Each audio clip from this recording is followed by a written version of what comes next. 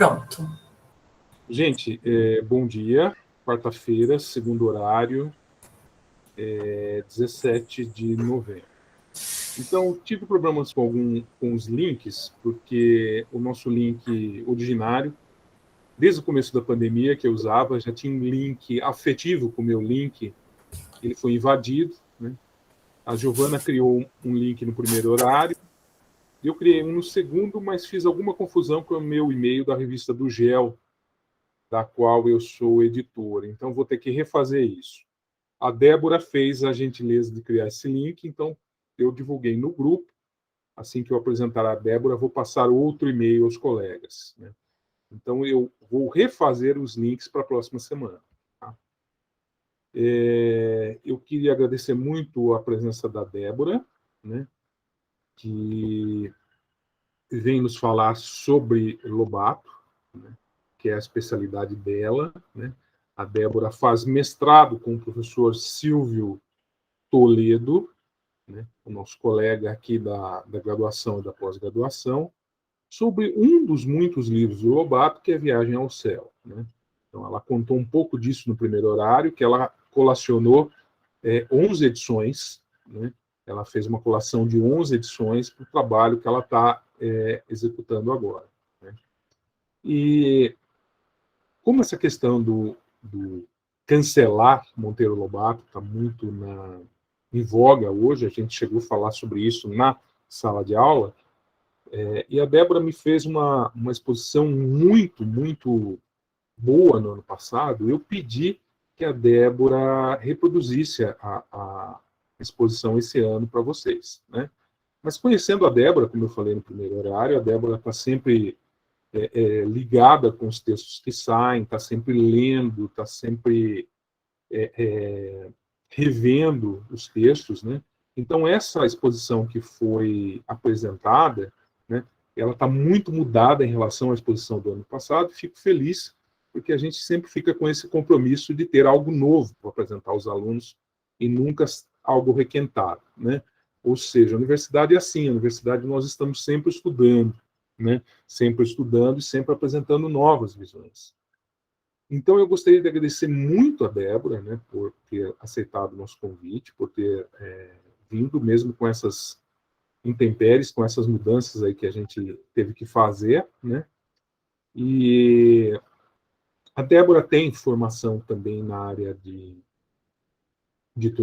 editoração, além de letras, né? E, como eu disse, faz o mestrado agora, está concluindo o mestrado agora, já está qualificada, está correndo para o abraço, para o gol final, né? Então, Débora, muito obrigado novamente, a palavra é sua, né?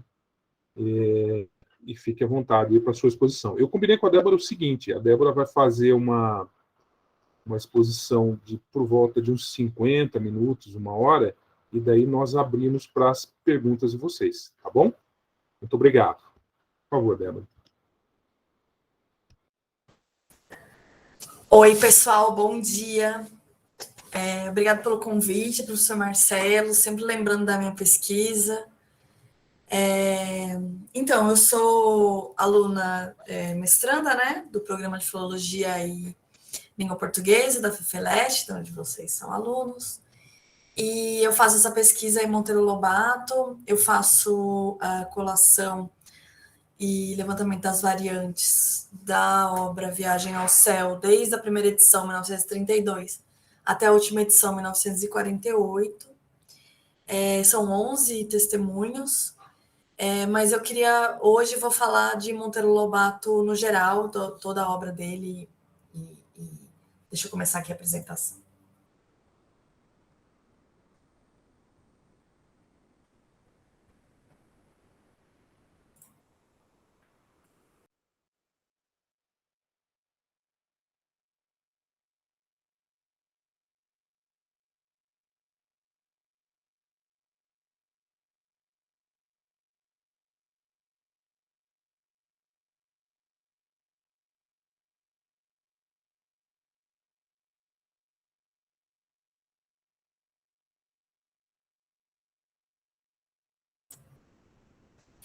Consegui. Está todo mundo vendo minha apresentação? Beleza. Então, Sim. vamos fazer um exposed de Monteiro Lobato hoje, que é importante porque ele está ainda, né, no meio da polêmica, né, e sendo adotado nas escolas e sendo discutido nos grandes jornais brasileiros. Mandei alguns links para vocês, né? Então, eu vou falar um pouco de mim. Eu sou formada em editoração e hoje faço mestrado. Meu orientador é o professor Dr. Silvio de Almeida Toledo. E essa apresentação conta com imagens fornecidas pelo Magno Silveira, um grande entusiasta e pesquisador de Monteiro Lobato também. Estou fazendo essa apresentação hoje, no dia 17 de novembro de 2021, na Semana da Consciência Negra, que é dia 20, né, sábado que vem. Então, bem-vindos à Semana da Consciência Negra e vamos falar sobre o racismo lobatiano. O que eu vou falar para vocês hoje? Vou falar sobre Lobato antirracista. Veja bem, antirracista. Vou mostrar o racismo que aparece nas cartas, na obra infantil. Vou fazer uma defesa de por que o Monteiro Lobato ainda deve ser usado em sala de aula. O que aconteceu depois que ele entrou em domínio público e por que a adaptação por que adaptar se é só mediar, né? Ai, meu Deus, voltei. Vou para frente. Então, por que consideraríamos, por exemplo, Lobato antirracista? Porque vamos analisar um pouco como era a literatura infantil antes do Monteiro Lobato. Então, como que as personagens negras apareciam nessas histórias? Então, eu vou ler para vocês, está bem pequenininho, mas é isso. As personagens negras, elas inexistem ou elas existem como escravas destituídas de sentimentos e autonomia. A cor branca é a primeira qualidade de uma personagem com a qual se identificam os leitores. Os sentimentos de antipatia das personagens brancas em relação às negras é explicitado, e a pele negra, quando não é clareada por virtudes reconhecidas por brancos, costuma ser relacionada à maldade, ao embrutecimento, ao vício, à maldição ou ao próprio diabo. Trouxe para vocês um conto só, são inúmeros, tá? Tem uma pesquisadora chamada Silza Binotto, ela é especialista em literatura dessa época, ela faz análise de diversos contos. Eu trouxe um, que é na verdade, que traz a melhor visão dessa época, porque é muito cruel mesmo, que é Mãe Maria, do Olavo Bilac, que foi publicado em 1904 dentro do livro Contos Pátrios para Crianças. E a Mãe Maria amava tanto Nhonhô Amâncio que certa vez, depois de ser apedrejada pelo menino, mentiu ao pai dele para protegê-lo. Disse que os ferimentos haviam sido causados por uma queda. Quando o menino lhe pede perdão, a face da Maria lhe parece, abre aspas, tão bela, tão clara, tão iluminada quanto a daqueles anjos que povoavam suas histórias. O destino de Mãe Maria, entretanto, é ser vendida com outros escravos e morrer como indigente. Quer dizer, a mulher acoberta o senhor dela, né, o Nhonhô Amâncio, ela ganha um elogio dele, que seria esse elogio de tão bela, tão clara, tão iluminada, mas no final ela não tem o seu momento de redenção, ela é vendida como outro qualquer, como um objeto, né? Que eles eram considerados uma propriedade. Isso em 1904. Trouxe só um exemplo para vocês, mas os exemplos são bastante cruéis. Eu recomendo vocês irem atrás da Silza Binotto, o artigo dela é bastante meticuloso. E aí, chega Monteiro Lobato, em 1920, estreando a sua sequência de livros, né? Porque até então ele tinha publicado alguns fascículos e tal, mas ele publica A Menina do Narizinho Arrebitado, que é um livro grande, tem facsimilar na Biblioteca Brasiliana, para quem quiser olhar, mas ele traz algumas descrições interessantes. Por exemplo, a Lúcia, que é a Narizinho, né? A menina do Narizinho Arrebitado, ela é apresentada como uma menina morena, com olhos pretos como duas jabuticabas, na edição de 1920. Já na edição de 1947, ele diz ela é morena como jambo. Então, a gente já tem uma diferenciação das personagens principais, que geralmente eram loiras, brancas, e para ser identificado com os leitores, uma menina morena, com olhos pretos ou cor de jambo, né? E a tia Anastácia, apresentada como uma excelente negra de estimação, 1920, e em 1947, negra de estimação que carregou Lúcia em pequena. Então, a primeira coisa que eu queria mostrar para vocês é assim, a Lúcia, a Narizinho, ela é apresentada como uma menina morena, mas na capa o ilustrador deixou ela branca e loira. Então, a gente tem uma discrepância aí entre o textual e o imagético, né? E a tia Anastácia, apresentada como uma excelente negra de estimação, ou uma negra de estimação que carregou Lúcia pequena, mostra, principalmente na de 47, o vínculo que a tia Anastácia tinha com a Lúcia, que isso já era uma quebra de paradigma muito grande com relação à literatura vigente do Monteiro Lobato. Então, você tem, por isso, e por outros trechos, né, eu trouxe esses 2 trechos somente, mas que muitas pessoas consideram, em vez de Lobato racista, Lobato antirracista, porque para a época dele, realmente, foi uma grande quebra de paradigmas. Mas eu vou mostrar para vocês o Lobato nas cartas.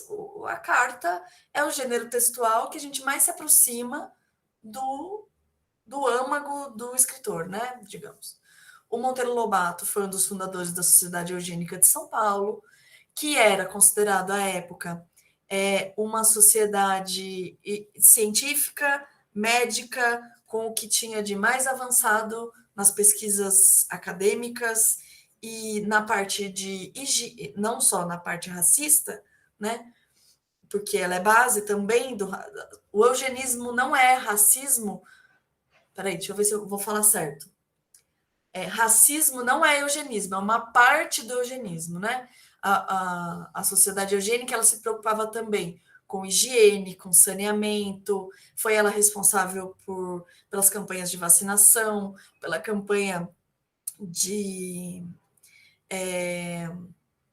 do biotônico Fontoura, para fortalecer a raça humana e deixar ela o mais forte possível, mais longeva possível, mais higiênica possível. A questão é que isso é levado à quinta potência, você entra num racismo dizendo que a raça branca é superior e que todo mundo teria que embranquecer. Mas vamos falar das cartas. Então, trouxe para vocês 3 cartas que mostram bastante o racismo do Monteiro Lobato, que é essa do Godofredo Rangel, de 1908. Eu vou ler para vocês. Dizem que a mestiçagem liquefaz essa cristalização racial que é o caráter e dá uns produtos instáveis. Isso no moral. E no físico, que feiura. Num desfile à tarde pela horrível rua Marechal Floriano, da gente que volta para os subúrbios, que perpassam todas as degenerescências, todas as formas e má-formas humanas, todas, menos a normal. Os negros da África, caçados a tiro e trazidos afora para a escravidão, vingaram-se do português de maneira mais terrível, amulatando-o e liquefazendo, dando aquela coisa residual que vem dos subúrbios pela manhã e reflui para os subúrbios à tarde. 20 anos depois, a gente tem uma carta para o Arthur Neiva, que ficou bastante famosa, saiu na capa da revista, né, da revista Raça, se não me engano, que é isso quando ele diz que o Brasil é o quê? É um país de mestiços, onde branco não tem força para organizar uma Ku Klux Klan. É país perdido para altos destinos. Um dia se fará justiça a Ku Klux Klan. Tivéssemos aí uma defesa dessa ordem, que mantém o negro em seu lugar, e estaríamos hoje livres da peste da imprensa carioca. Mulatinho fazendo o jogo do galego, e sempre demolidor, porque a mestiçagem do negro destrói a capacidade construtiva. No ano anterior, quando ele está tentando publicar O Choque das Raças ou O Presidente Negro nos Estados Unidos e é recusado por 5 editoras, ele manda essa carta para o Godofredo Rangel, que ele diz: meu romance não encontra editor. Acham-no ofensivo à dignidade americana. Errei vindo cá tão verde. Devia ter vindo no tempo em que eles linchavam os negros. Então, através dessas cartas, a gente vê o racismo, nem falaria estrutural, o racismo explícito nas crenças de Monteiro Lobato. E aí vocês me perguntam, mas será que esse racismo aparece na literatura infantil? Então, aparece. Eu trouxe para vocês 4 pedaços de 4 livros, um dos mais importantes, que é o Reinações de Narizinho, quando a Emília apresenta a tia Anastácia, e ela diz: também apresento a princesa Anastácia. Não repare em ser preta, é preta só por fora, e não de nascença.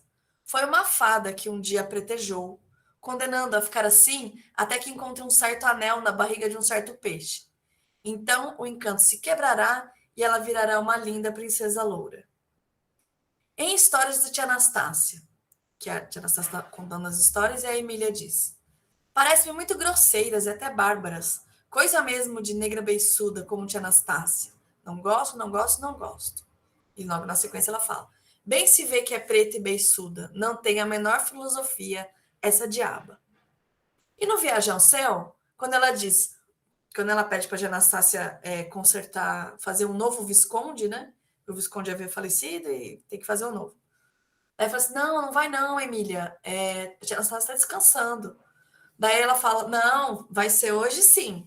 Tia Anastácia está lagarteando, mas negra velha não tem direito de repousar. E a Narizinho olha para ela, encarou-a, né, com olhos de censura e diz: malvada, então negra velha não é gente? Eu trouxe esses 3 exemplos para mostrar que o racismo aparece nas falas da Narizinho, ou da Emília, perdão, da Emília. Sendo que no Viagem ao Céu, você tem até uma reprimenda da Narizinho dizendo: poxa, negra velha também não é gente? Né? E aí você me pergunta: Débora, mas não pode ter personagem racista? E aí o próprio enredo da obra se resolve dizendo que não é assim que se fala e tal. Mas olha o que acontece em Caçadas de Pedrinho na boca do narrador. Tia Anastácia, esquecida de seus numerosos reumatismos, trepou que nem uma macaca de carvão pelo mastro de São Pedro acima, com tal agilidade que parecia nunca ter feito outra coisa na vida. Caçadas de Pedrinho é um capítulo à parte na obra, na análise do racismo da obra do Monteiro Lobato. Por quê? Porque Caçadas de Pedrinho foi adotada pelo Programa Nacional Biblioteca na Escola, que era um programa, ele não está cancelado, mas está pausado, né, por enquanto, que é um programa que compra milhares de livros infantis, né, para distribuir para as escolas de todo o país. Então, essa trajetória jurídica que o Caçadas de Pedrinho caminha vem desde 2003 e ainda não se resolveu. Então, o que aconteceu? A Secretaria de Políticas de Promoção da Igualdade Racial entrou com uma ação no Conselho Nacional de Educação perguntando por que o PNBE comprou um livro, que é o Caçadas de Pedrinho, sendo que há uma cláusula no Programa Nacional que você não pode escrever livros contendo conteúdo racista. E por que esse foi comprado e um pedido, né, que se fizesse alguma coisa com relação aos livros. O Conselho Nacional de Educação emitiu um parecer exigindo que o livro tivesse, de agora em diante, notas de rodapé, explicando o contexto e o racismo, e que a utilização desse livro somente fosse feita se o professor tivesse preparo. Tá? O MEC não aceitou esse parecer, voltou para o Conselho. O Conselho, então, emitiu um novo parecer sugerindo uma nota de rodapé. Então, temos aí uma diferença bem gritante entre exigir notas e exigir a utilização somente se o professor tiver preparo e sugerir uma nota de rodapé, caso alguém tenha visto um racismo ali. E aí, o IARA, que é o Instituto de Advocacia Racial, contestou, né, essa sugestão, exigiu a retirada do livro Caçadas de Pedrinho de leituras obrigatórias, e alegou que somente 4% dos professores sabem lidar com racismo no Brasil.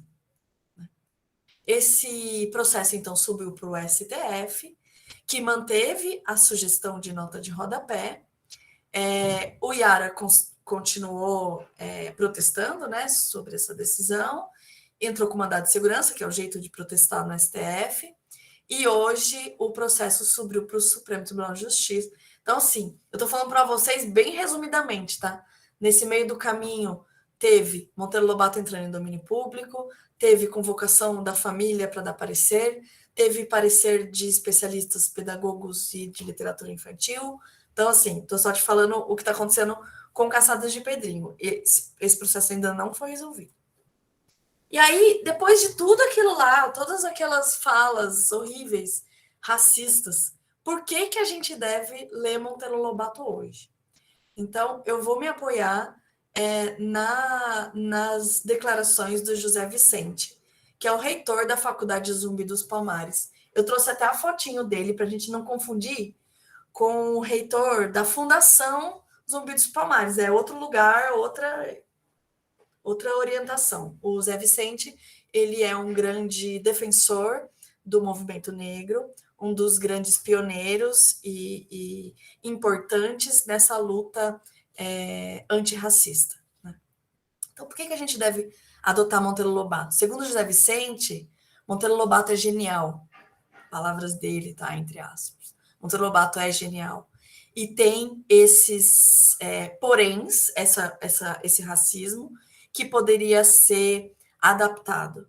Com a adaptação, então, só lembrando, aqueles trechos que aparece o racismo explícito, eles são pequenos, tá? São poucos. Pelas estatísticas mostradas, são 3% numa obra imensa de Monteiro Lobato. Então, por que a gente continuaria com Monteiro Lobato na escola?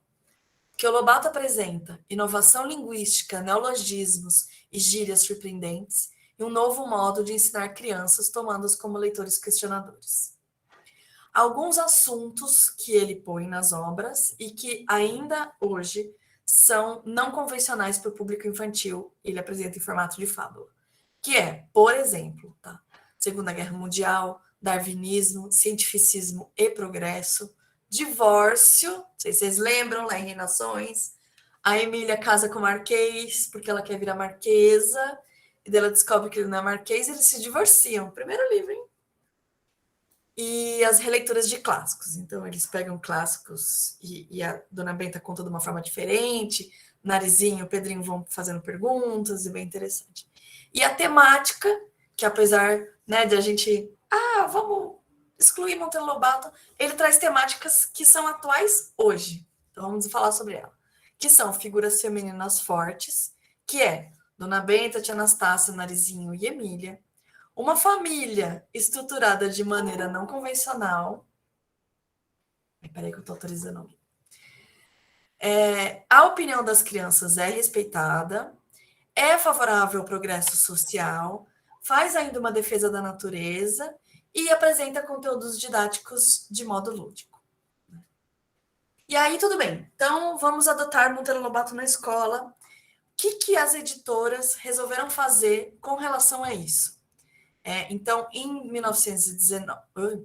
2019, 100 anos depois, 2019, o Monteiro Lobato entrou em domínio público. O que significa? 70 anos depois da morte, as obras podem ser publicadas sem autorização da família e sem necessidade de pagar direitos autorais.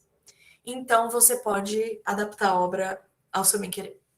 Hoje, então, essa não sei se vocês veem meu mouse, mas essa edição vinho é a de 1947, né? Faz parte do Obras Completas, que são, se eu não me engano, 17 ou 23 volumes. Esse é o primeiro, né? E o Reinações de Narizinho em formato 1930. Bom, tudo bem. Essas duas edições, tanto da Biblioteca Azul, que é um selo da Editora Globo, quanto da Ciranda Cultural, elas apresentam exatamente como o autor deixou em 1947.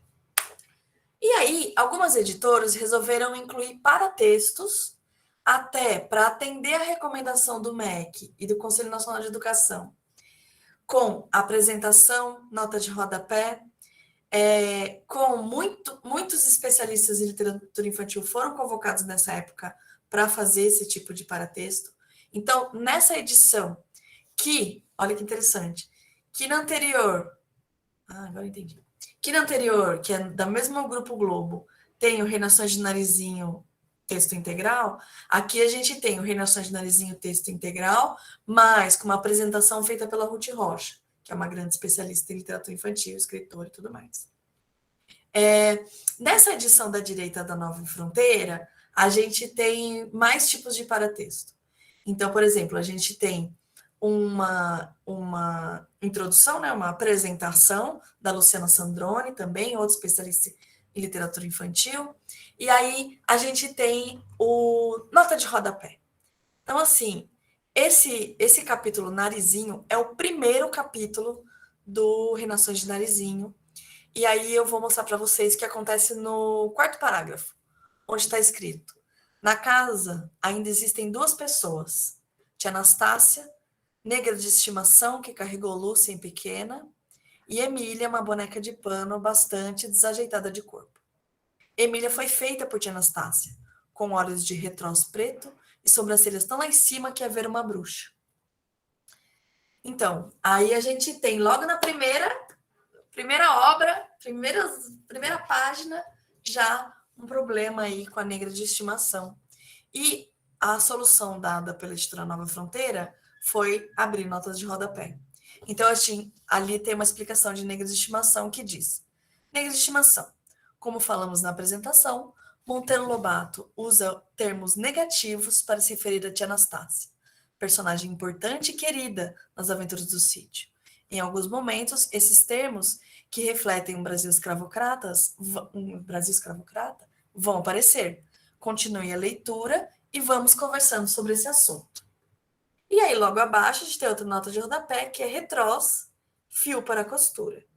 Então, as notas de rodapé, elas trazem elementos diferentes. Então, você tem nota de rodapé de contexto histórico cultural e nota de rodapé de um dicionário, né?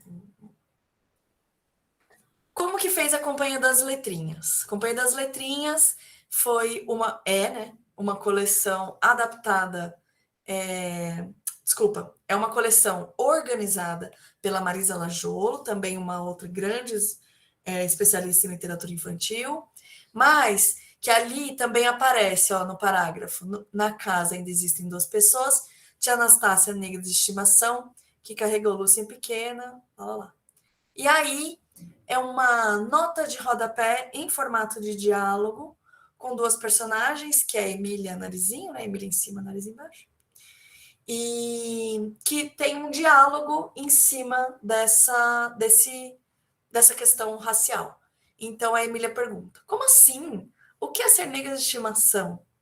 E a Narizinho responde: boa pergunta, Emília. Estimação vem de estimar, que quer dizer gostar. Essa expressão era muito usada no começo do século XX. Fazia poucas décadas que a escravidão tinha terminado e alguns costumes e falas permaneciam, mas isso não é jeito de chamar ninguém. Então, lá na parte da Dona Carochinha, no texto está assim: Dona Carochinha botou-lhe a língua, uma língua muito magra e seca, e retirou-se furiosa da vida, a resmungar que nem uma negra beiçuda. Lá vai Emília. Quando eu reclamo de alguma coisa, faço o bico. Não entendi essa de negra beiçuda. E a Narizinho diz: lembra aqueles resquícios da escravidão de que estávamos falando? É mais um desses. Hoje em dia, não é mais aceitável falar desse jeito. Então, aqui a gente tem camadas de leitura, né? Você tem o texto, e é como se Emília e Narizinho estivessem lendo o texto, né? Que fala delas mesmas. Até porque, nesse ponto da história, a Emília ainda não fala, ela não tomou a pílula do Dr. Caramujo, então ela não poderia fazer essa pergunta, né? Mas fica como uma camada de leitura. Aí aqui eu trouxe para vocês a edição da Moderna, que é a edição do Pedro Bandeira. A primeira coisa que eu vou pedir para vocês é para analisar a capa. A capa já não é é Reinações de Narizinho. É só Narizinho e tem um subtítulo chamado A Menina Mais Querida do Brasil. O nome principal é Pedro Bandeira, né? Tá escrito ali, adaptado da obra de Monteiro Lobato. E aí, logo no começo, o que está escrito? Na casa ainda há duas pessoas. Tia Anastácia, a velha cozinheira, que carregou o narizinho pequena. Então, a gente tem uma mudança aí de paradigma bom, de negra de estimação para velha cozinheira, né? E aí pensei eu, falei, nossa, Pedro Bandeira vai fazer pequenas intervenções. Mas não. Segundo ele, ele vai também tirar o Pedrinho da obra, que não acrescenta. Vou abrir aspas. Pedrinho é o mais fraco de todos os personagens da saga. Não pensa nada, não imagina nada, nada resolve. Provindo da capital para o isolamento da vida no campo, nada traz consigo nenhuma informação urbana dos progressos da sua escola, nem quaisquer experiências que poderiam servir como contraponto à vida isolada e bucólica do sítio do Pica-Pau Amarelo. Deixa-se levar pela imaginação da prima, e tudo o que faz durante as aventuras é enfurecer-se com os perigos e ameaçando-os com bodocadas, como no Vale do Paraíba eram apelidadas as estilingadas. Como ele, todas e cada uma das personagens do Lobatiana são apenas coadjuvantes ou figurantes das fabulações dessa maravilhosa e apaixonante menininha. Outra adaptação que também foi publicada, da editora Girassol, é essa, em que Monteiro Lobato e Maurício de Souza aparecem na capa em posição de igualdade, né? Então, do mesmo tamanho. Também não diz que é uma adaptação, né? Eu acho que tem não, desculpa. Tem uma adaptação, acho que da Regina Zilberman, mas não diz exatamente o que mudou. Para a gente da filologia, isso é muito caro, né? Dizer o que mudou, a gente vai precisar cotejar palavra a palavra, seria mais interessante se já viesse com isso. Então, o que eu vou falar para vocês é que não só a questão racial foi um problema, né, para adaptação, mas outras questões. Então, vamos lá. Na esquerda é como era em 1947, e à direita é essa edição da Turma da Mônica. Então, numa casinha branca lá no sítio do Pica-Pau Amarelo, mora uma velha de mais de 60 anos, chama-se Dona Benta. Como ficou? Numa casinha branca lá no sítio do Pica-Pau Amarelo mora uma senhora de mais de 60 anos. A editora acreditou, a adaptadora, que isso seria um problema, talvez seja mesmo. Segundo, Emília é feita por tia Anastácia com olhos de retrós preto e sobrancelhas tão lá em cima que é ver uma bruxa. Como ficou? Tia Anastácia que fez Emília. Seus olhos são 2 botões pretos, mas as sobrancelhas ficam tão lá em cima, o que deixou a boneca com cara de assustada. Então a gente tem a exclusão da bruxa para a cara de assustada. Aí a gente entra na tia Anastácia. Suas águas, muito apressadinhas e mexeriqueiras, correm por entre pedras negras de limo, que Lúcia chama de tias Anastácias do Rio. Como ficou? Suas águas, muito apressadinhas e mexeriqueiras, correm por entre pedras escurecidas pelo limo. Não tem tia Anastácia, não tem ninguém. Depois, Dona Carochinha botou-lhe a língua, uma língua muito magra e seca, e retirou-se furiosa da vida, a resmungar que nem uma negra beiçuda. Como ficou? Dona Carochinha imediatamente mostrou a língua, uma língua muito magra e seca, e retirou-se furiosa da vida, resmungando baixinho, mas sem parar. E aqui a gente começa a ter uma obra bem especial. Primeiro que é uma adaptação bilíngue, então traz também uma tradução para o inglês. Ela é feita pela bisneta do Monteiro Lobato, que é a Cleo Rio, Cleo Monteiro Lobato, que é historiadora, veja bem, com uma visão diferenciada sobre a obra do bisavô, né? E é o que ela diz ali ela faz uma mudança de paragrafação, né? Mas ela fala assim: na casa ainda existem 2 pessoas, tia Anastácia, amiga de infância de Dona Benta, que carregou Lúcia pequena. Veja como uma mudança de paradigma bem grande, colocando as duas em posição de igualdade, né?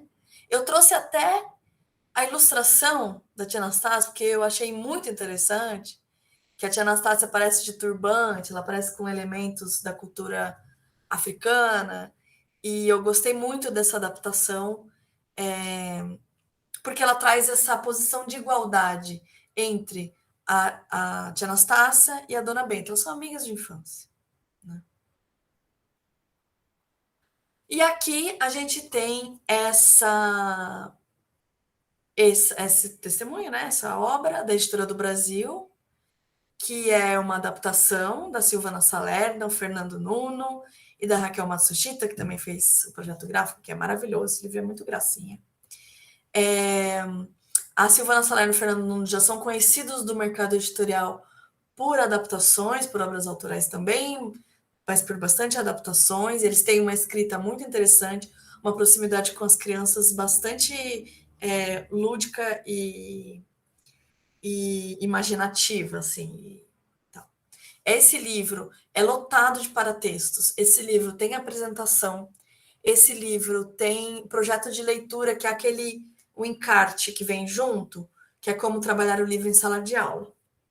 Mas é uma adaptação livre, porque toma o enredo como base e o texto como base, que começa do mesmo jeito, né, numa casinha branca, tal. Mas não fala, por exemplo, que a Dona Benta tem 60 anos, não, a tia Anastácia é descrita como a cozinheira, então é uma adaptação mais livre da obra do Monteiro Lobato. Então, hoje, assim, trazendo hoje a questão, tem para todo mundo, tem para todos os gostos. Tem as edições idênticas de 1947, como deixado pelo Lobato, como sua última vontade, né? A gente chama em filologia. Tem a opção comparatextos, que é esse, que apresenta o texto original, mas tem apresentação de especialistas e notas de rodapé. Tem o texto com pequenas adaptações, que apresenta o texto deixado por Monteiro Lobato, modificando somente os trechos atualmente problemáticos, e as adaptações livres, que apresentam os enredos criados por Monteiro Lobato, modificando-os totalmente, excluindo cenas, alterando completamente a linguagem. Então, a gente tem, com a obra original na tradição direta, né, apesar dessas pequenas adaptações, e uma tradição indireta, que seria as adaptações mais livres. Né? Eu trouxe até para o professor Marcelo e para a classe, já que a gente está discutindo aqui num ambiente menos hostil do que a internet maluca,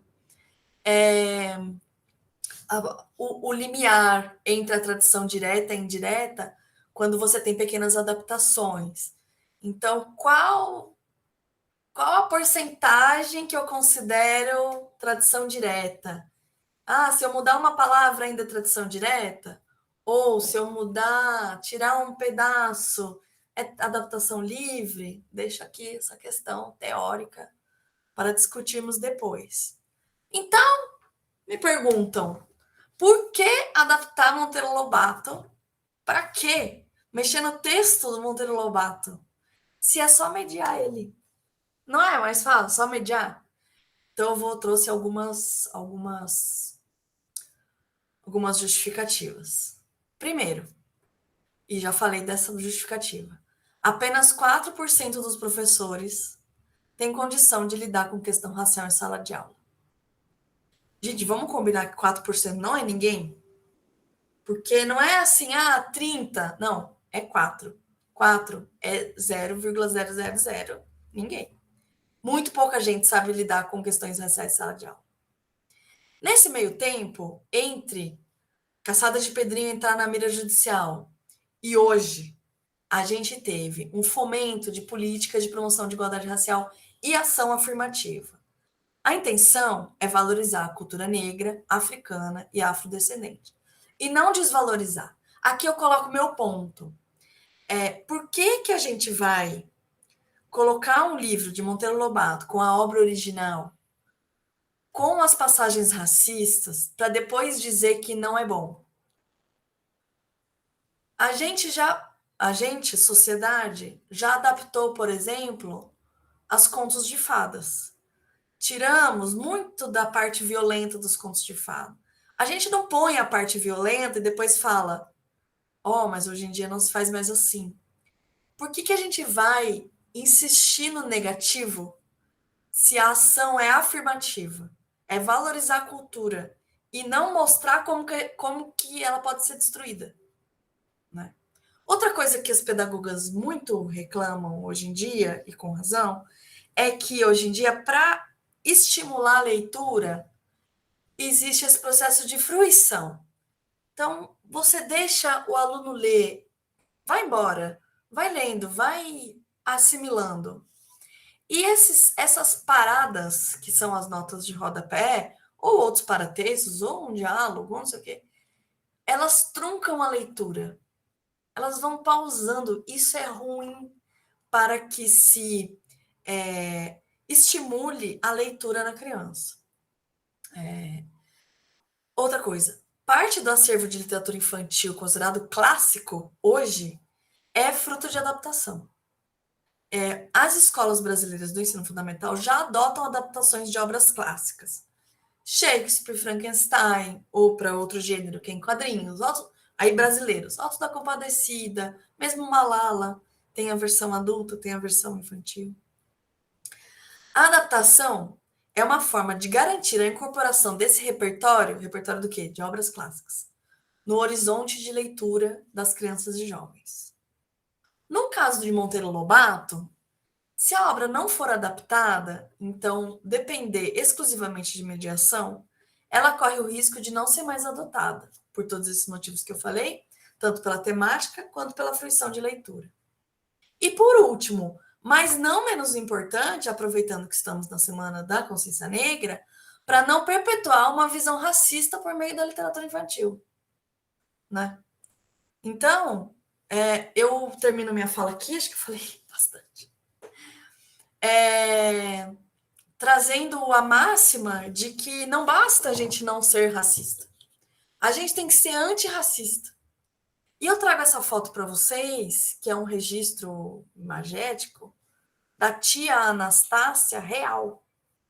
A tia Anastácia que existiu e que foi babá do Guilherme, que é o terceiro filho do Monteiro Lobato. Essa foto é de 1913. Fiz essa defesa das adaptações lobatianas como uma homenagem para essa tia Anastácia, porque, infelizmente, a gente não tem mais registro sobre ela, se deixou descendentes, para onde ela foi, de onde ela veio. É muito complexo, mas eu queria deixar essa imagem porque ela é muito significativa. Acho que é isso, professor. Muito obrigado, Débora. Muitíssimo obrigado. Eu acho que a Débora traz, assim, mexe um pouco com o que a gente vem falando, né? E isso vem de uma aluna de filologia, né? Mestrado em filologia, quer dizer, essa questão da importância da última vontade do autor,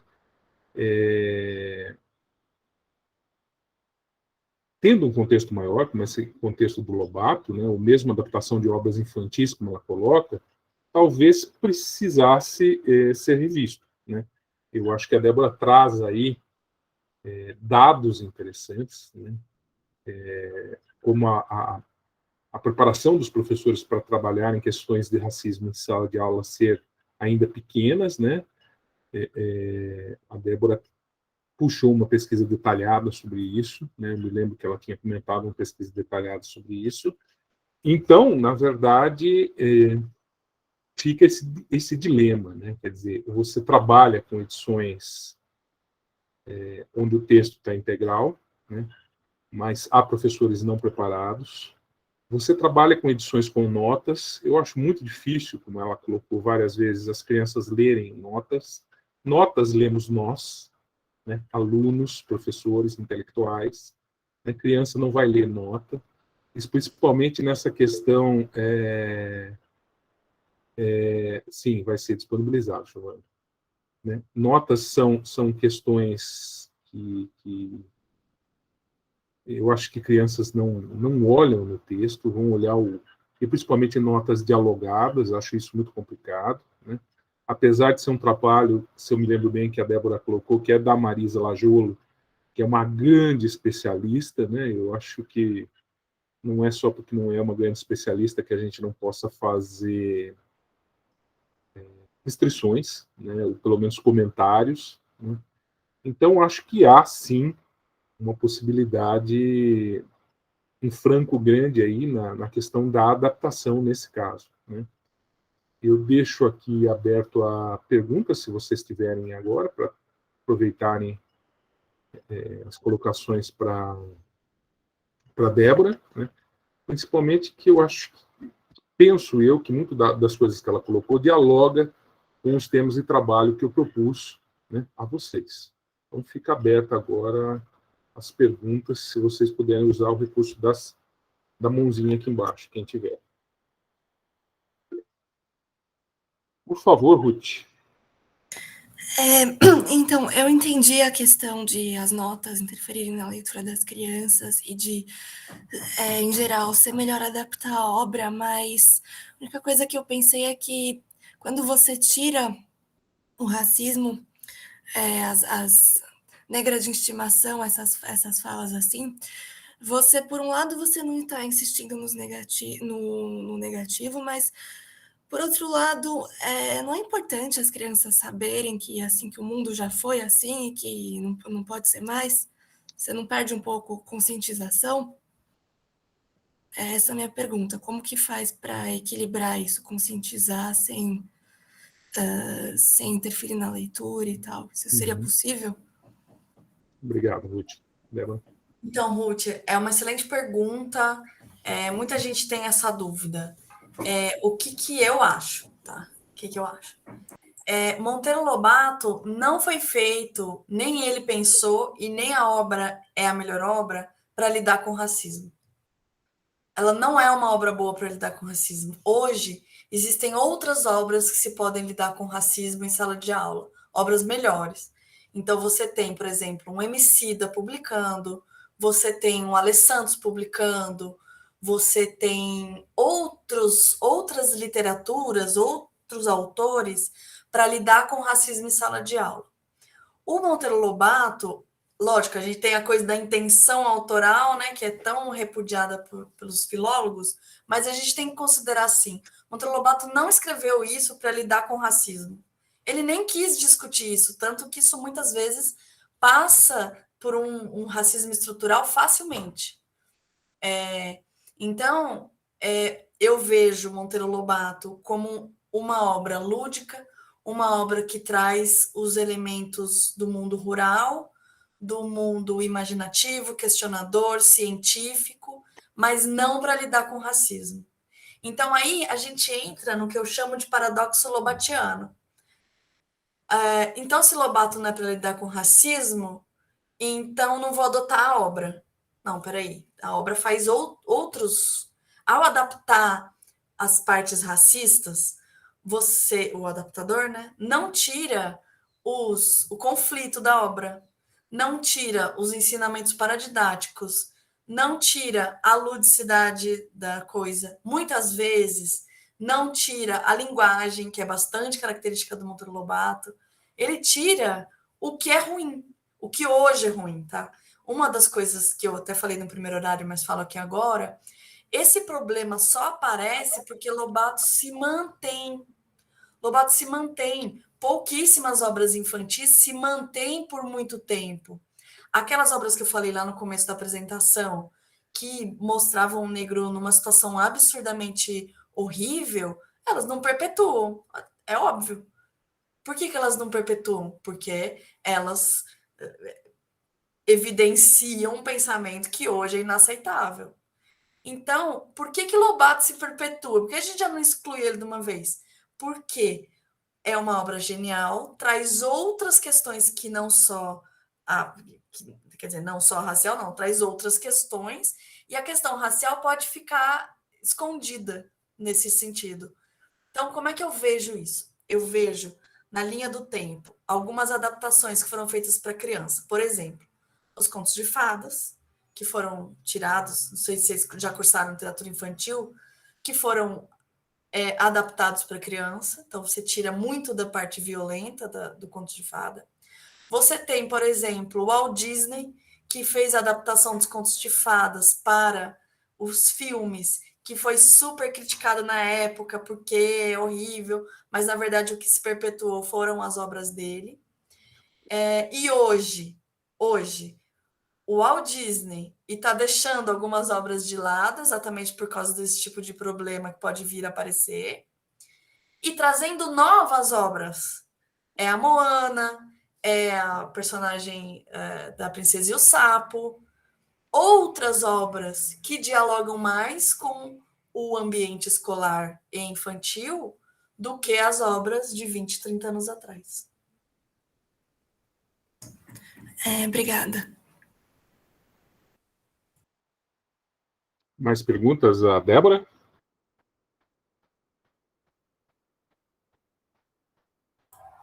Pode perguntar, gente. Eu sei umas fofocas bravas.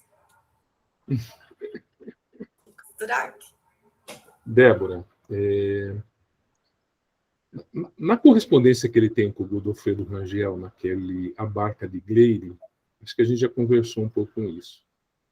Tem uma admiração, assim, eu diria que extrema, a Camilo Castelo Branco. Né? Quer dizer, ele fala o tempo todo que tem que ler Camilo Castelo Branco, né, para aprender língua, para ter como bom padrão de português, etc, etc. Né? Naturalmente, eu acho que o texto dele envelhece também um pouco a partir do momento que ele tem uma admiração por um autor clássico do século XIX, né? Eu acho que ele se pauta muito nesse autor clássico do século XIX, e naturalmente pelo próprio texto mesmo. Quer dizer, um sujeito que morreu em 1948, nada, a gente tem aí 70 anos para cima, né? 50, 70 anos, 70 e poucos anos para cima. Então envelhece mesmo. Agora, tirando a questão racista, né, eu acho que as adaptações também não são provenientes dessa questão do envelhecimento de língua, dessa paixão por um clássico português, né, que se reflete no uso linguístico dele, nas aplicações linguísticas dele. O que eu quero dizer? Me parece que ele tem que ser adaptado porque ele é muito culto. Talvez ele já fosse muito culto com uma criança na década de 40, 50 do século XX. Né? Ele fosse bastante culto. Né? Não, obviamente, como Coelho Neto e Olavo Bilac, né? Porque Coelho Neto era de uma verborragia total e Olavo Bilac ia mais ou menos na mesma linha, no formalismo. Né? Mas ainda considerava um texto culto. Então, quer dizer, talvez já na década de 30 e 40 fosse um texto pesado, mesmo para as crianças que o lessem, né? E você tem 60, 70 anos aí para cima que torna um texto ainda mais pesado e talvez com que faça essa questão das releituras. Né? Porque, por exemplo, o Fernando Sabino fez uma releitura de Dom Casmurro. Né? Acabei de comprar esses dias só por curiosidade de ler. As releituras que você mostra do Pedro Bandeira.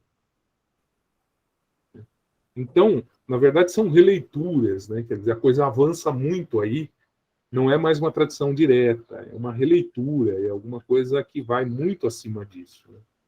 O que você acha dessa ideia, nesse sentido?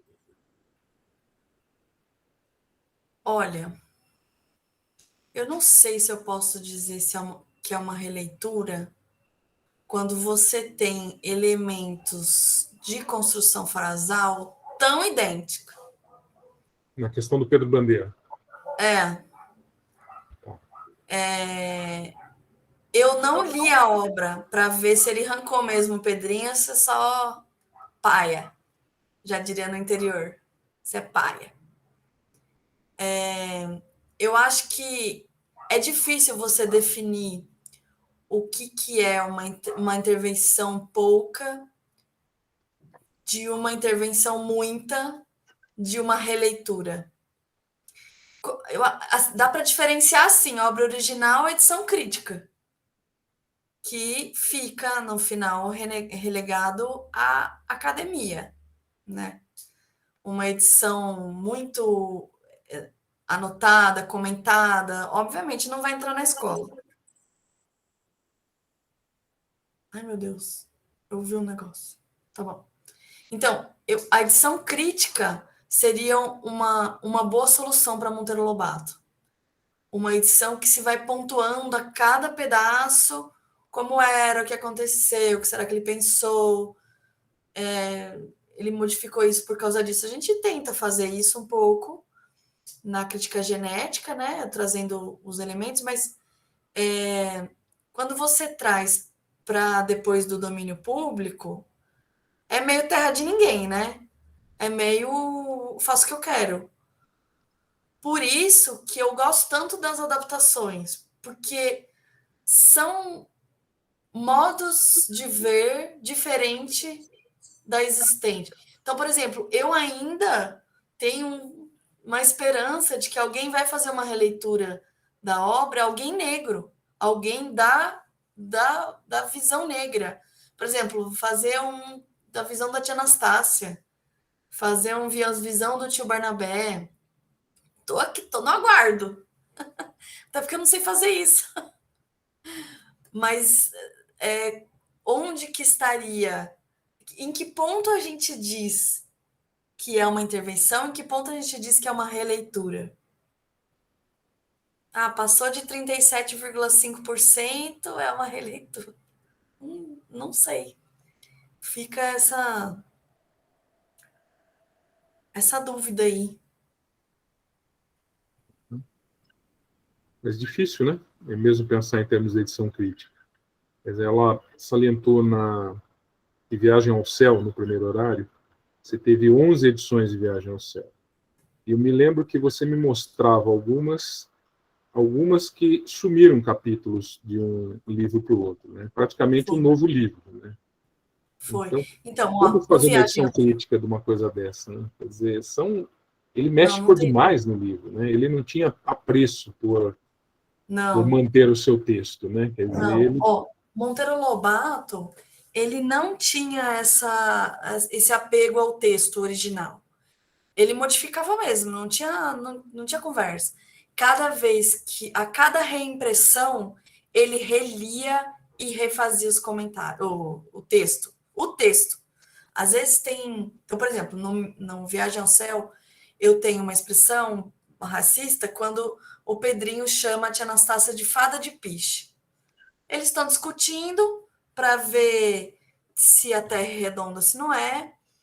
E ele fala assim: lógico que é redonda. Quando você vê o navio indo no horizonte, você vê ele sumindo do casco para a vela, né? E daí a tia Anastácia fala assim: não, mas ele pode ter afundado. Daí ele fala: ah, vá, sua fada de piche, vai lá cuidar das suas panelas. E ela sai de cena mesmo. E aí a Narizinho fala: Pedrinho, não é assim que ganha discussão, não é colocando seu oponente para lá. Você tem que trazer argumentos. Beleza. Na primeira edição. Na segunda ou na terceira, acho que segunda. Não, na terceira. Ele risca fada de piche e coloca bobona. Ah, só bobona. Na quarta edição, tá arriscado. Não tem nada. Vai lá cuidar de suas panelas. Nem tem o xingamento. E a edição que ficou, né, a de 47, nem tem esse capítulo.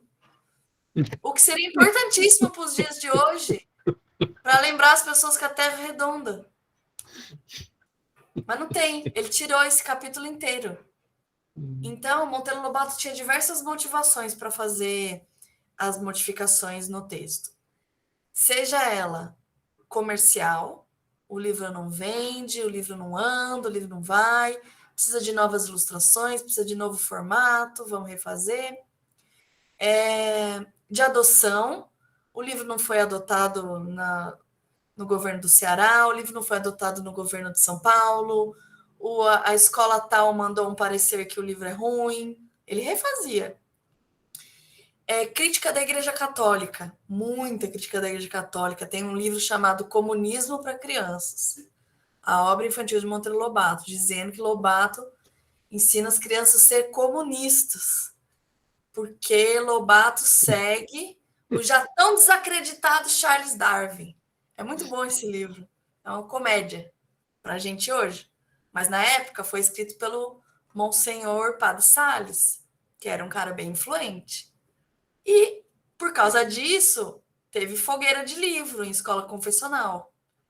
Eles pediam para as crianças levarem os livros que tinha em casa, do Monteiro Lobato, era fogueira mesmo, fogueira inquisitória. E a outra motivação é porque, sim, muitas das modificações que ele fez na obra, eu não sei bulhufas o que ele trocou. Não tenho ideia. Ele achou melhor. Então, assim, por exemplo, passei até para o professor Marcelo. Na primeira edição, tá lá, milho, numa hora lá. Na quarta edição, de milho mudou para ervilha. Aí na última edição que deixou em vida, voltou para milho. Gente, eu não sei. Não sei. Porque sim, deu na veneta dele. Ele mudou. Então, a gente mexer no texto dele, não vejo como um ato de, nossa, rebeldia, estamos vilipendiando a obra do autor. Não, não, não. Estamos tentando manter a obra do autor viva como gênia que é, tirando as coisas que não cabem mais. Você pode repetir o nome do comunismo para crianças? Quem que é? Padre Salles, Brasil. Padre Salles. Muito interessante isso. Já tão desacreditado Charles Darwin. Muito bom. Muito bem. Você tem isso, esse comunismo para o Brasil? Deve ter, né? Tenho. Quer que eu pegue? Peraí.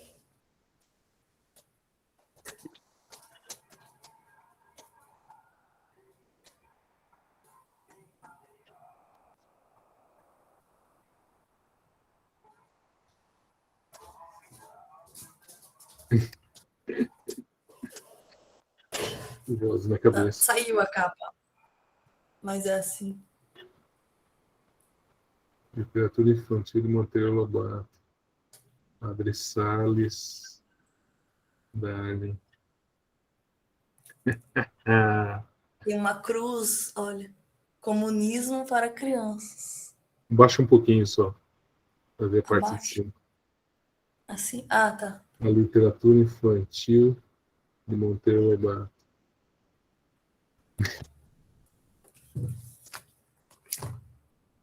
Esse livro tá bem raro, graças a Deus.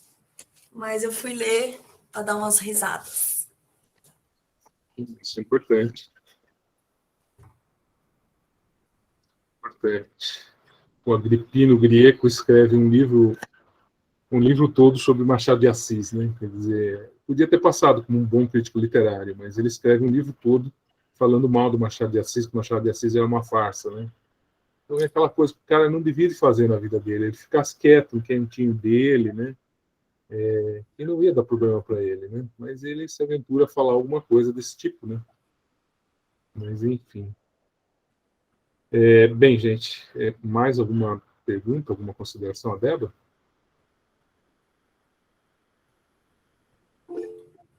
Por favor, Ruth. Isso não tem a ver muito com a questão do racismo, mas eu fiquei curiosa sobre essa adaptação que excluiu o personagem do Pedrinho, porque eu cresci lendo Monteiro Lobato e eu não achei que ele era desnecessário. E eu queria saber qual que foi qual que é a sua opinião pessoal sobre a decisão de excluir esse personagem. Olha, eu gosto muito do Pedrinho, não é? Mas eu pessoal, assim. Agora, como é uma releitura, estamos em domínio público, eu não me importo. Eu acho que tem que ficar legal. Eu acho que tem que ficar, entendeu? Tem que tem que andar essa leitura, mostrar os personagens. Tem um livro que ganhou o Jabuti, inclusive, é que é a biografia do Monteiro Lobato contada pela Emília e pelo Visconde. E agora, eu esqueci o nome. Mas, enfim, é isso. Não é escrito pelo Lobato, é escrito por uma escritora, acho que é Luciana Sandroni. É muito legal. Ela pegou o jeitão de falar da Emília, ela pegou o jeitão de falar do Visconde, as coisas que eles falavam, os embates, ganhou o prêmio Jabuti. É legal pra caramba. É pegar os personagens já existentes, é um mundo. É o que eu chamo de. Eu falo, né? Olha o universo Marvel aí, o universo Monteiro Lobato aí. Então a gente criou um universo, né? Vamos nas devidas proporções, né? Com personagens específicos, com situações engraçadas, e que dali podem surgir outras obras, estilo Marvel. Você tem os personagens principais, os heróis principais, mas tem outros. Tem um que virou série, tem outro que virou desenho, tem outro que virou. Então eu vejo com bons olhos tudo que foi para deixar melhor. Minhas Memórias de Lobato, é esse mesmo. Leiam, é legal pra caramba. Obrigada. Eu vou mostrar um para vocês que eu não mostrei na apresentação. Olha que legal. Narizinho arrebitado, tá? Baseado em 1920. Mas mangá. Começa pelo fim. Tá em quadrinhos. Peraí.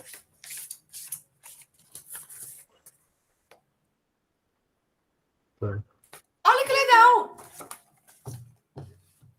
Ai, tem alguém querendo entrar.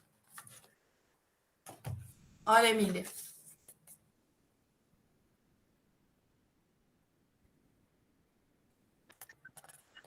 Lê de trás para frente. Esquema mangá. Esquema mangá. Os olhos bugalhados. Eu adorei. Achei o máximo. Eu não sei por que esse apego ao tradicional, no sentido de... A pergunta que eu mais tenho feito, não só para a literatura infantil, mas para a vida, é assim: a que custo? A que custo vamos manter a obra original com o racismo sendo lido por crianças negras? E aí a gente tem o Alê Santos falando o quanto a infância dele foi terrível por ter tido acesso a essa obra original, o quanto que ele sofreu de racismo por causa do Monteiro Lobato. Por que a gente vai continuar fazendo isso, né? Não há necessidade. Agora que estamos em domínio público, há menos necessidade ainda. Eu acho. Marcos? Hashtag eu acho. Marcos, você está sem áudio, querido. Opa, bom dia. Agora sim. Bom dia, estão me ouvindo? Eu sempre tive esse dilema, né, Bem, eu acho que quando a gente olha para obras que foram escritas um século atrás, 2 séculos atrás, eu acho que... Bem, eu sempre achei meio problemático a gente encarar essas obras com o mesmo conjunto de valores que a gente tem hoje, né? Por exemplo, a gente vai achar muitos termos racistas na obra do Machado de Assis, nos poemas do Drummond, né?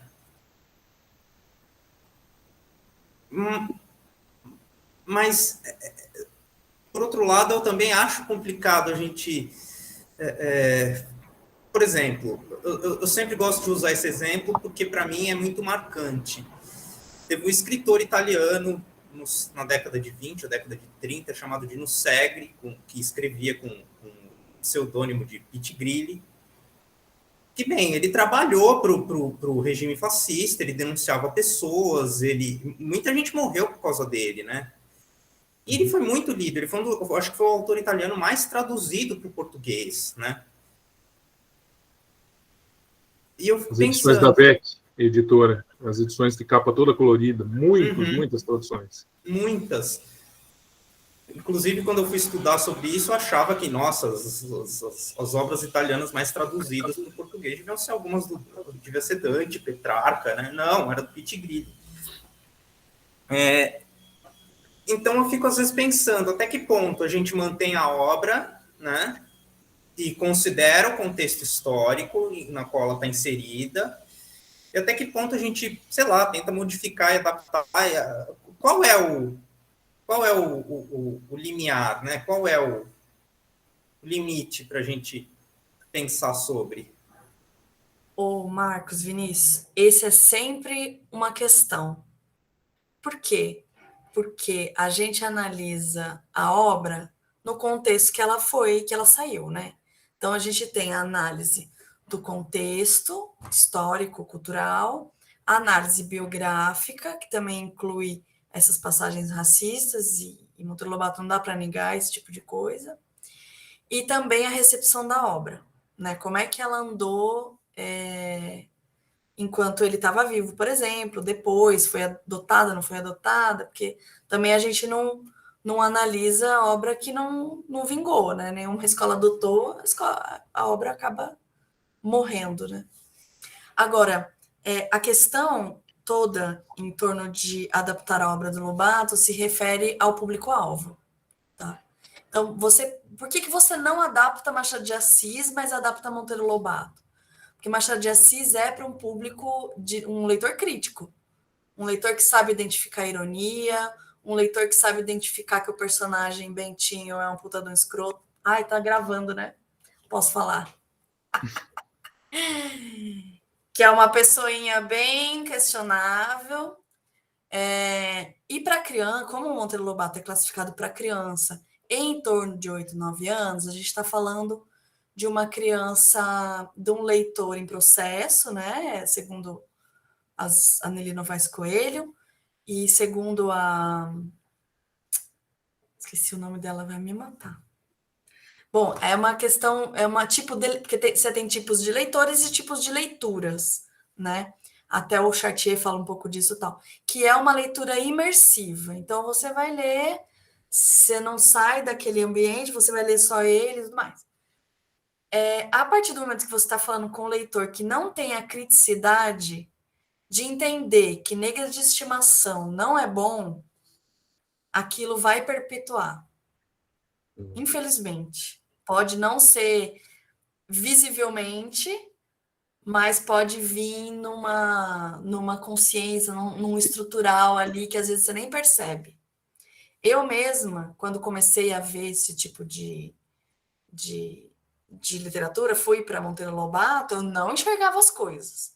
Até porque, enfim, sou branca, não sofri racismo, não tenho, enfim, não existe. E não enxergava, eu tive que conversar, enfim, abrir a minha mente, né, mas é para isso que serve a academia, para a gente trocar informação. E para eles me mostrarem por que era racismo, que eu não via. Lobato também tem o fato de ter escrito para crianças que estavam na escola. E as crianças na escola eram majoritariamente brancas, né? Então, vamos ensinar os brancos de que negro também é gente.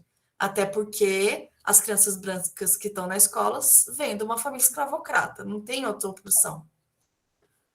Assim, você vai achar a exceção da exceção, tudo bem, mas majoritariamente vem de uma família escravocrata que antes de ontem tinha escravo em casa. Então, vamos ensinar essas crianças a lidar com os negros, os amiguinhos negros, as senhoras, as pessoas negras.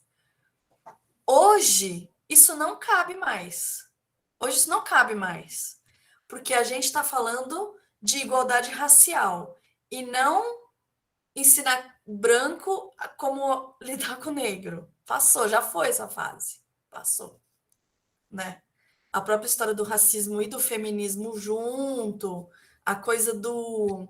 Tem gente que defende que Lobato não é racista porque ele era negro. Existem algumas descrições dizendo que ele não era branco. Já passou, assim. Sou 2017, já foi. A gente está lidando com a obra agora. O que a gente faz com ela agora?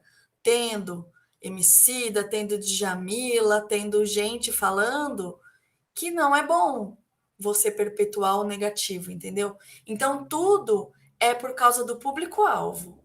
Público-alvo é criança, criança na escola. Até no primeiro horário teve uma menina que perguntou, mas e o pai? Bom, o pai tá aí, né? A livraria tá aí, o sebo tá aí. Você pode ler livro do século XX pro seu filho, é livre. Mas aí você provavelmente vai perpetuar uma coisa, um racismo pesado, que a escola tem a obrigação de não perpetuar.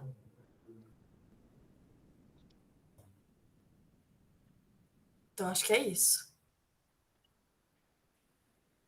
Eu acho que essa questão que você colocou dos diferentes leitores aí é fundamental, né? Eu tinha pensado nisso. São 4 tipos de leitor. A leitor iniciante, que começa a ver as letras, começa a formar sílabas e tal. Depois você tem um leitor em processo, que é esse leitor que começa frases pequenas, curtas, geralmente oração coordenada. Depois você tem um leitor fluente, que a gente já considera, um 6º ano, 7º ano, já consegue frases mais complexas, ligar os parágrafos, ver uma história mais complexa. E o leitor crítico, que somos nós, e daí em diante. A Nelly, ela tem essa divisão, ela faz uma divisão também da idade, mais ou menos, tá? Então, idade de alfabetização, leitor iniciante. Mas isso varia não só com relação à idade, mas com relação à temática, porque eu, se for ler um doutorado de física quântica, eu sou um leitor iniciante, porque eu não vou entender, vou precisar de outro estofo acadêmico para entender. Então, você tem a temática e você tem a idade, porque daí você pega o texto, a classificação da Nelly para o EJA já é outra coisa. Então, é uma classificação que começou, que é uma classificação básica, mas depois dela vieram outras. E outras incluindo não só o tipo de leitor, mas o tipo de leitura. Então, por exemplo, o Chartier fala muito da leitura na internet, que é a leitura fragmentada, que é essa leitura que você lê trechinhos, pedacinhos, mas que no final de um período você formou um conteúdo ali, né? Não é aquela leitura imersiva que você pega um livro grande, longo, Joyce, sei lá, vai ler Joyce. É longo, é demorado, você precisa de concentração, né? Essa leitura imersiva, né? Então, tem esse tipo de leitor, tipo de leitura, a temática. Então, tem outras formas de se classificar o Monteiro Lobato, né? Geralmente, Monteiro Lobato é dado para leitor em processo, ou fluente, no máximo fluente. Até porque o leitor crítico, até conversei com o professor Marcelo um dia, o leitor crítico ele já está no ensino médio, ele já está lendo livro para o vestibular, ele está vendo, entendeu? Curtiço, putaria, entendeu? Fogo morto. Ele não quer ver história de boneca fabular, uma fábula, né? Fábula é para criança pequena. Que o Bruno Bettelheim não me escute, porque ele manda a gente ler contos de fadas. Mas, geralmente, tá, dentro da escola, é dado para uma criança de até uns 8, 9 anos. Depois eles já começam a querer aventuras mais complexas. Mas é isso, o público-alvo é a grande questão da adaptação de Monteiro Lobato. Muito bom. É isso. Bem, posso fazer minha convocação? Obrigado, pode, Débora. Então, acabando aqui a palestra, eu queria fazer uma convocação para vocês. Porque Monteiro Lobato está aí no meio do furacão, né, da polêmica, do cancelamento. Já fui cancelado diversas vezes no Twitter, mas estou aqui vivo. Tem muita coisa para pesquisar ainda, muita coisa, muita coisa. Cada vez que eu leio um negocinho, ninguém nunca falou sobre isso? Não. Nossa, como que ninguém nunca falou sobre isso? Ó, o tio tá aqui, esperando. As obras genéticas, que é o que eu analiso, que é em vida, todas as modificações em vida, tem alguma coisa do Reinações de Narizinho, mais da visão da literatura. O que mudou para a literatura, para a pedagogia? Filologicamente, aquelas análises materiais que a gente faz, tipo, na linha tal, na coluna tal, mudou de A para B, tipo essa minha, mudou de milho para ervilha. Não tem. Venham, por favor. Tem muita coisa ainda para falar desse homem. Venham e se preparem para a horda de ódio. Porque se eu não for cancelado por um lado, vou ser cancelado pelo outro. Marcos faz um comentário aqui. Esse dilema sobre a contextualização me intriga até na música. Muita gente acha que não se deve ouvir Wagner, porque se tornou símbolo do Holocausto. A Giovana colocando, eu fiquei curiosa para pesquisar sobre a tia Anastácia também. Ai, O Marcos fui também faz um atrás, comentário anterior aí, eu nunca tinha pensado na questão da recepção da obra sobre o público que vai ler. Só para Não, você ficar tem orgulhosa editor. do padre, eu acabei de olhar na estante virtual, o exemplar mais barato é R$ 1.500 desse livro aí. Ah, mas eu dei o truque aí, professor Marcelo. O que acontece? Eu coloquei o Google para achar para mim. Daí um dia o Google falou: olha, alguém anunciou R$ 30. Muito bem, curioso. Usar a tecnologia para o bem. E daí. Esqueci o que eu ia falar. Então, você estava Sim, falando. tia Anastácia. Eu fui atrás de tia Anastácia, mas não tem nada. A família só tem esse registro dela. Eu fui atrás para ver se tinha alguém enterrado com esse nome, porque não tem sobrenome, né? E não achei nada, nada, nada. Quem sabe você acha alguma coisa, ia ser muito legal. Ia ser muito legal. Tudo que sai de Monteiro Lobato, eu estou ligada, o professor Marcelo sabe que a gente, uma vez na academia, gente, nunca mais ela sai de dentro da gente. A gente vai ficar para sempre com curiosidades. E a gente vai atrás das coisas. Então, eu convido vocês a virem atrás de Monteiro Lobato. Tem muita coisa para falar dele ainda. Tem muita gente que ainda defende com unhas e dentes a obra cru para todo mundo. Mas é com unhas e dentes mesmo. Quando eu falei que fui cancelada no Twitter, é real.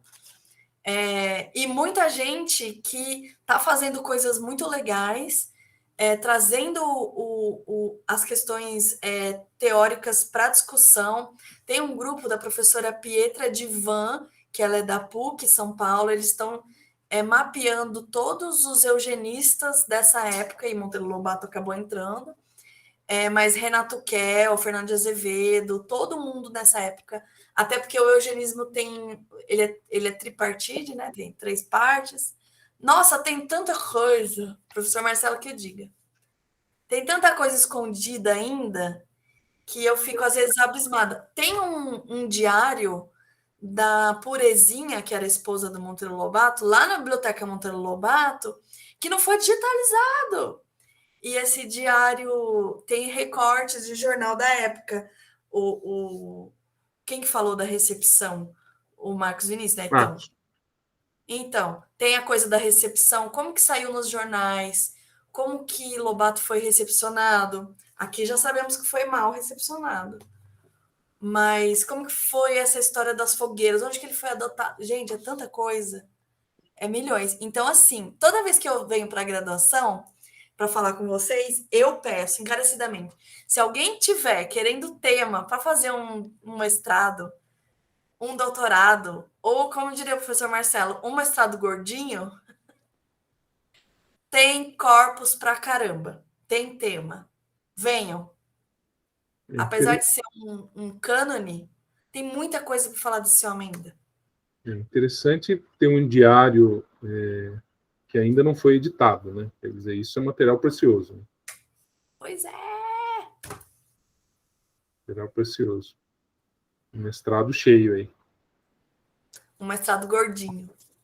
Muito bem.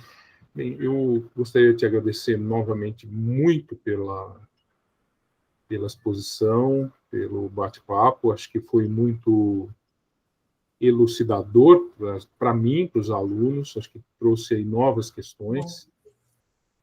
Muito obrigado mesmo.